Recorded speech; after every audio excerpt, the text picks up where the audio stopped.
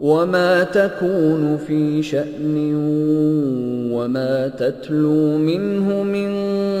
قرآن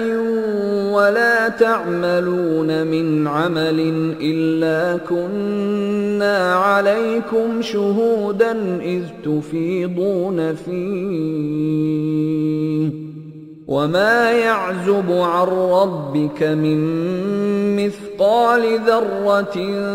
في الأرض ولا في السماء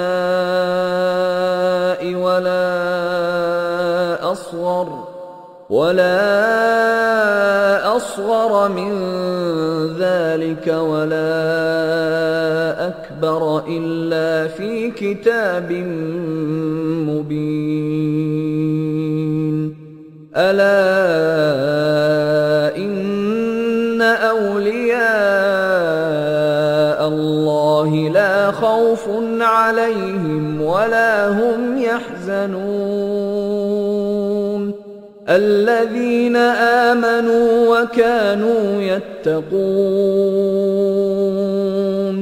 لهم البشرى في الحياة الدنيا وفي الآخرة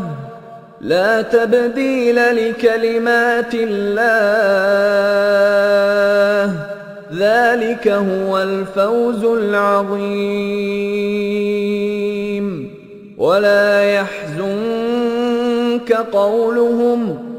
إن العزة لله جميعا